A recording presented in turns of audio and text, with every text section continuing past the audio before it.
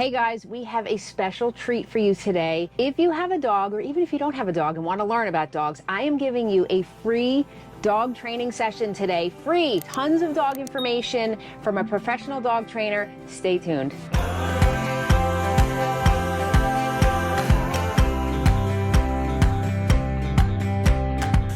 And make sure to stay to the end. I'm going to give you some advice in here, guys, that I could probably guarantee you've never heard anywhere else, and it may help you and your dog. So let's get right into it. We are going to address 6 questions that we get all the time from people who travel with dogs or are getting a dog and want to know how this works. So we're going to hit every one of those questions, packed full of information. Just a real quick blurb about me. I was a public school teacher for 20 years, started my own dog training business, always loved dogs. I've been a professional dog trainer for 12 years now. I have a number of certifications. I've been doing this a long time, worked with thousands of dogs. So this is all coming from a place of a lot of experience, and I want to pass this on to you so it can make your RVing with dogs experience even better. All right, let's get right into it. So number one is, a lot of people ask us, what do you bring when you RV with your dogs? It really depends on how you camp. So number one, obviously their food. We feed these guys a raw diet, so we keep that in our freezer. We bring some beds, one specific bed for Sierra in the bedroom, and then a couple for them just to hang out here. We bring a non-spillable water bowl. We bring 1 crate, and the reason we do that is because Sierra sleeps on her bed in the bedroom with us, and then Bowser just does well in a crate. So they sleep differently, but it depends on what your dogs like and how they function best. We also bring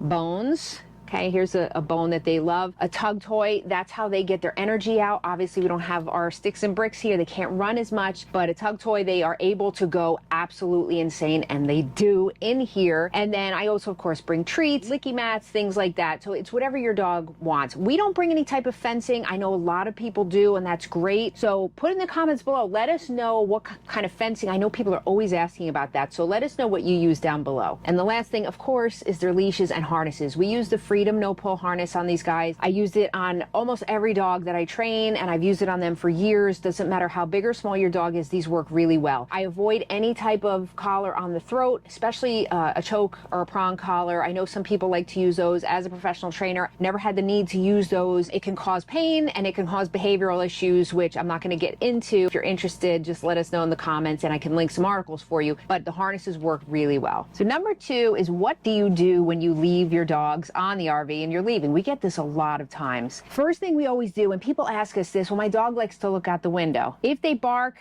don't give them the opportunity. When we go out, we close every shade, kind of make it really cozy, kind of like their own den. The TV is on with either a show or, YouTube music. And of course, we leave the air and heat, whatever you need. For those of you who are going to say, well, what am I supposed to do if my dog gets upset when I leave or things like that? We're going to get to that a little bit later in the video. But these are just simple ways to ensure that your dog is not going to look out the window and start barking and bothering other people. So very simple. Keep them enclosed, cozy, and happy. So let's talk about some monitoring equipment and some equipment to keep my sanity. Geek alert. Geek alert. If you leave your RV, there's a variety of different pieces of equipment out there. What's the one called? The Waggle? That's a popular one, Waggle. Yep. The thing with Waggle is that you have to pay a subscription, and some people don't want to do that. So we've been using this. This is called Govee, and we actually got this idea from Phil and Stacy like 4 or 5 years ago. It was years ago. We've had this for about 4 years. This is almost as old as our snap pads, which is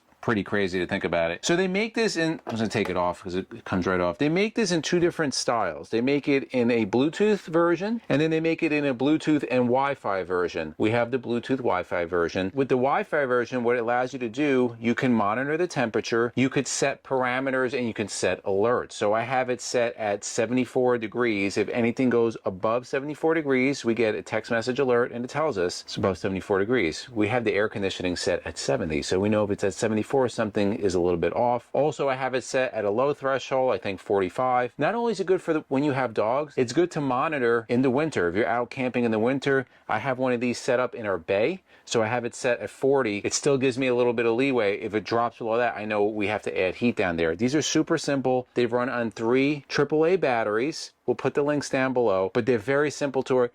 If you have the Wi-Fi, you need an onboard internet setup. We do have a video on our internet setup. We'll link it up above. Now, the next thing we use to monitor both our RV and the activity that's going on, and MJ is, when we leave the RV, MJ's always looking, what are the dogs doing? What are the dogs doing? This Nest camera, and it doesn't have to be Nest, guys. There's plenty of other ones out there. The only reason we got Nest is because we have Nest at home, and they kind of incorporate all in one. So simple camera, again, you need the onboard internet setup, but we can log right in. If there's any noises, we could set it for barking, but it literally shows the whole RV. We can see exactly what they're doing. And now the next thing, if you remember earlier, I said to keep my sanity, this is one of them. This is one of the agreements. Hey, we travel with the dogs, even at home, are these couch covers. And these are full pull over couch covers. We had these for a couple of years now. We also have them at home. Why? We have 120 plus pounds of dog here. If you look, they're all nice right now. They're not like this all the time. When they start playing, you look at the claws on them. These things rip through leather and all kind of things. And so, hair, a variety of different issues. Our couches at home, they still look great. I mean, we put covers on them, but they will last a long time. Same thing on our RV. We have these beautiful Thomas Paine furniture. The night before we leave, I put these covers on. They're easy to take off. They're easy to put on. They're machine washable, and it keeps everything protected. So when they're going crazy, I'm not freaking out. The final thing is going to be a vacuum. Now, this is the Bissell Featherweight. This is a corded vacuum. It does a pretty good job. I just ordered a new one. I kind of like the cordless ones. The last one we had, the battery started crapping out. So I just sprung and bought a new one. Maybe we'll do a review video on that. I don't know. We'll see how it works. It's supposed to work really good. But some kind of vacuum, if you have dogs, these guys have short hair. They shed like crazy. Most dogs shed. So I'm out there vacuuming, once, twice a day. And then when we get home, I usually steam the carpets out. And that's my own OCD, but I try to stay on top of it. We don't travel with them that often, like I said earlier, but when we do, I try to keep everything nice and clean.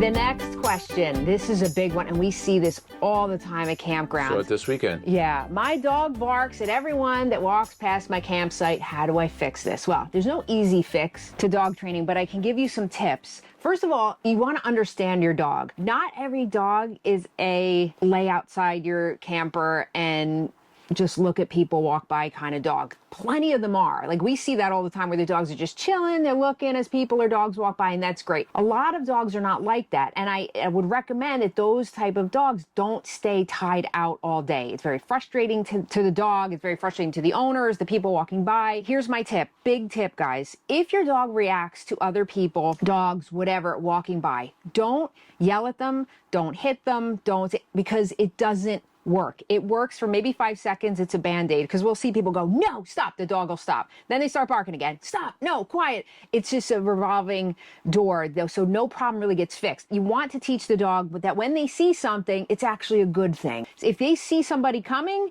immediately praise them. Before they even get to start barking, they see a person, yes, good boy, start giving them some of their favorite treats. This is actually, and it's a long thing, I'm not going to get into. It's called counter conditioning. You're showing that dog that anybody or any dog that walks by is the best time of their day, because they're going to get praised, they're going to get their favorite treats, and I'm talking about high value treats. Use some good stuff, guys, okay? Change the situation so the dog likes to see what they're seeing, and I'm telling you, because of the way it's based in science, they're going to start to change, and they'll see somebody walking by and they'll go, hey, Mom, I know what that means, and they're going to change their emotion. This is a big one, too, that we always get this question. How do we tire our dogs out before we leave the RV? And what should I do? People say, what should I do if my dogs have a hard time being alone? Number one, guys, exercise is really important, but that's only a piece of the puzzle. So when we take these guys, you can see why they're just exhausted. Yesterday, we probably walked, just miles with them. Yeah. Long walks are huge, because not only is it exercise, but it's mental stimulation. Dogs need to sniff. So if you're one of those type of people that you walk with your dog for exercise,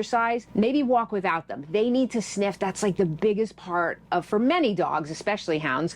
Many dogs need that sniffing mental stimulation. So do that. Long walk. If they have a dog park at the campground, use it, right? If your dog isn't good with other dogs, get up early. And, so we've done that with our dogs. Like when we like nobody else to be around, we'll get up early, take them to the dog park, let them run around like lunatics, and then they get their energy out that way. One more little tip for this, guys, but if you're interested, my business is called The Canine Cure, and on my website, website, we'll link it down below. I have multiple articles that I've written, one on leash reactivity, so dogs that do react on leash, one on fear. There's all different types of information there. It's free, so go and just check it out, and it probably will help you, give you some ideas. The next one, this is huge, almost even more important than physical exercise, but the two together are going to be great, is mental stimulation in terms of the dogs working on tasks while you're not here. So you leave the RV, shades down, music on, they're alone, get them licky mats. We have licky mats that we will freeze peanut butter on, and you could do anything, pumpkin, applesauce, yogurt. I mean, the sky's the limit. Frozen fruit, freeze it, and then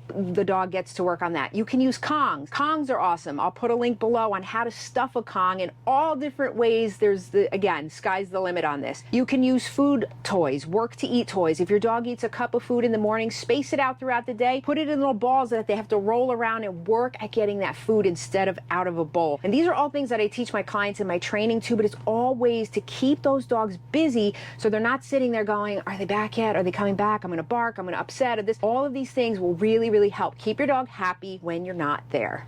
And the next one, we get this question all the time, is how do you travel with your dogs to the campgrounds that you go to? So everybody does it differently. We take our dogs in a separate car. One reason is Sierra, we're working on it. She does not do very well on the RV, and I'm going to get into this, which is what I mentioned at the beginning of the video, is information you probably have never heard before. So I'm going to get to that in a second. But a lot of people will take their dogs on the RV and they're fine. Bowser, you could explode a bomb over his head and he wouldn't even open his eyes. Sierra's much different. So know the dogs that you have and work with them. We know we take them in a separate car. Just be smart, guys. Like, don't, be towing your trailer and have the dogs in the trailer. There have been horrific accidents where trailers have twisted over and gone over embankments and things like that. You don't want to be away from your dogs. Keep them in your pickup truck or whatever you need to do, but keep them close to you. Let's talk about why we do not take Sierra on the RV. Sierra, when we rescued her, was super bomb-proof. Nothing bothered this girl when we had adopted her around 3 years old.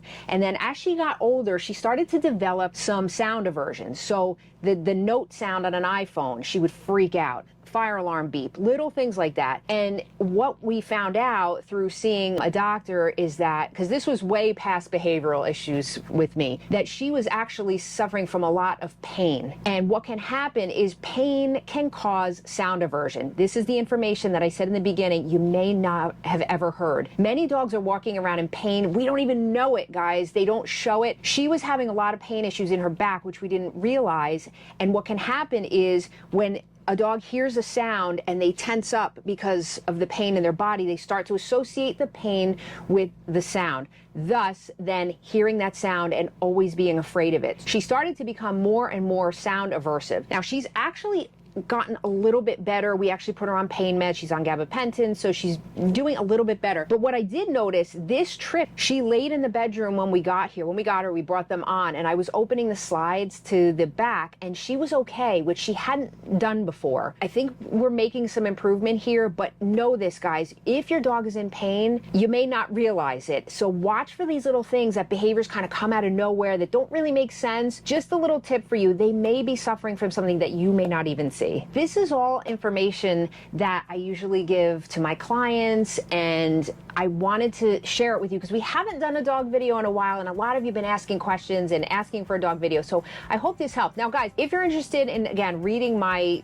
magazine articles, it really could help you. My website is linked down below. It's the Canine Cure. You can Google the Canine Cure and it'll come right up. Or you can reach out to me if you're interested in virtual training. Actually, this morning we had a subscriber just reach out. I do virtual training, so no matter where you are in the world, we can do virtual training sessions. I do mostly in-home, but this is an option for people that want to get some help and don't have anybody near them or whatever, so I'm always happy to do that. Put in the comments below, guys, anything in this video that rang true with you or that you may do differently or whatever, so we can share ideas. That's what this is all about. And if you like videos like this, guys, we're going to link our RVing with Dogs playlist to my left. And for myself, Izzy, Sierra, and Bowser, it's the journey of a lifetime, and we'll see you on the road.